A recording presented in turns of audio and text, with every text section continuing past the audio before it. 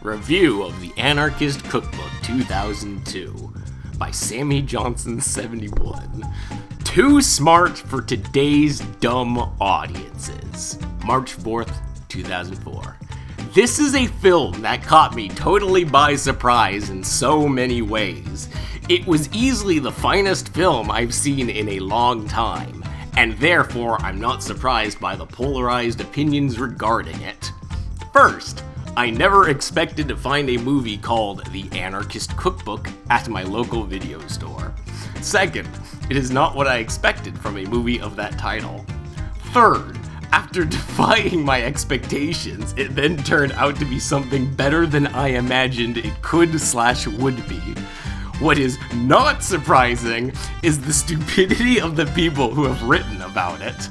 I guess my missive is directed at the other people who have seen it, and at the other people who, in capital letters, dare to watch it with an open mind, in parentheses, a cardinal sin in this day and age, in parentheses.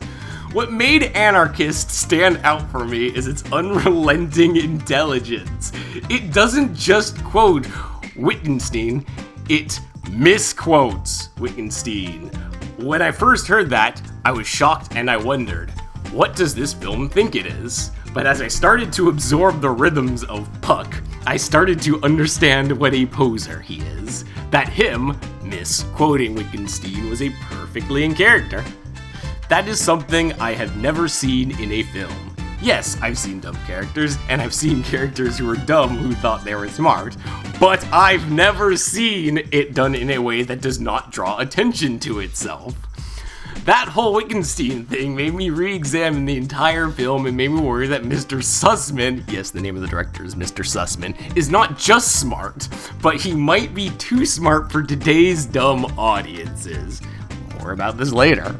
As Puck goes down the rabbit hole, and the film turned from comedy to drama, I got a sneaking suspicion that I had something like this before. And then I realized, it's Hamlet! Puck is the Danish prince who needs to get off his existentially lazy ass and do something. Like Hamlet, he blows every opportunity. It would be too much of a stretch to call Double D his Ophelia, but you get the point. And then like Hamlet, Puck ends up doing the right thing, and we the audience tend to root for him, and laugh as well at the sweet fortune that comes his way.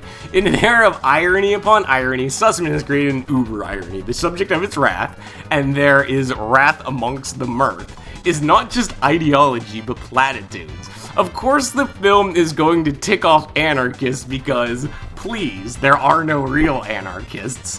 Anyone who says they're a genuine anarchist is either a liar, an idiot, or both. What there does not seem to be a lot of, though, are ignorant movie watchers who cannot bear that their little PC shibboleths would be the object of scorn and satire. Yes, this film makes fun of anarchists and hippies, but it also makes fun of Republicans and cops and everyone else who comes onto the screen. Screen spelt with an M. It uses humor, wit, and dramatic narrative to kick every ideology in the nuts.